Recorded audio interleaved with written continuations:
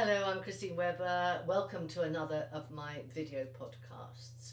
Today I want to look at how to get yourself out of feeling low and feeling stuck.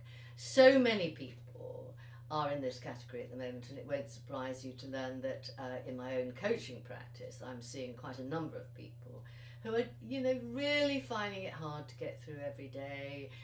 Every day feels the same as every other day. They feel their life's on hold and so on. So, what's to be done? Now, the interesting thing I've learned through the years of seeing people is that most people are actually the expert on themselves. They're good at knowing what their solutions are. They're not always that good at implementing those solutions, that's harder, but they usually know the sort of things that would help if they only did them.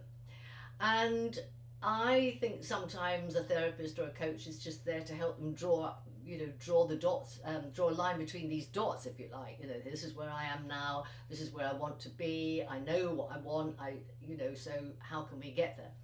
So anyway, in this particular case, I looked at this person's life, and she was saying things like, well, I know I should exercise, and I do tend to feel better when I exercise, but the only thing is that the weather's not very nice, and I quite often end up just doing the same walk round the block and think, oh, I've done that. She didn't want to really FaceTime her friends or text them even because she felt low.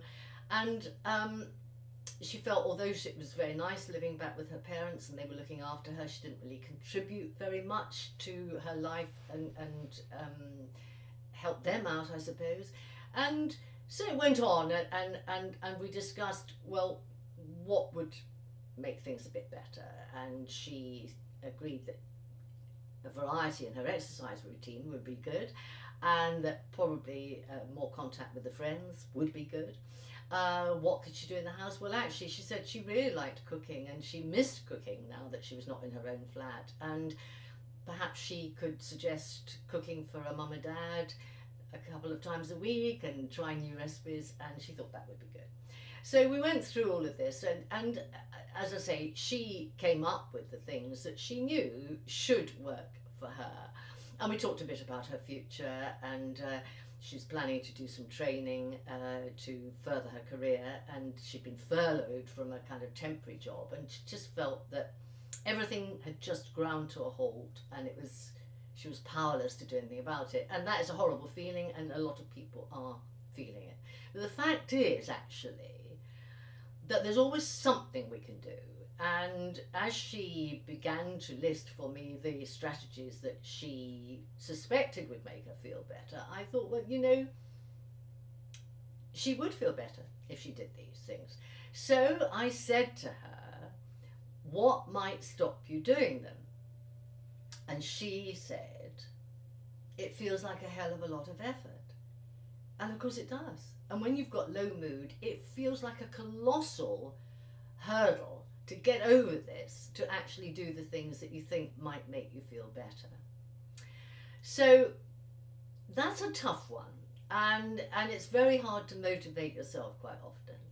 But anyway, I said to her, well, all right, how unlikely is it that if you did some of these things, like FaceTiming a couple of friends a day, how unlikely is it that you'd feel worse? And she thought for a minute, and then she said, it's not very unlikely, is it? And I said, okay, well, if 10 is, it's really unlikely that you will feel worse, and it's naught is, oh, it's likely you'd feel worse, what rating would you give yourself in your belief here?